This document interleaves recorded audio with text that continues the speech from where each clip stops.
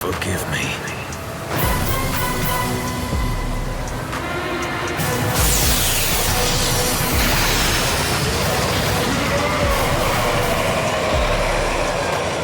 What the hell? It's Charles. He's shutting down dceu's mind. Then his body will follow.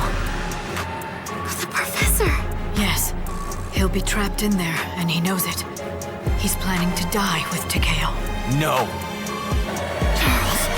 Damn it. Chuck, you knucklehead, what are you thinking? Dr. Sasaki, don't!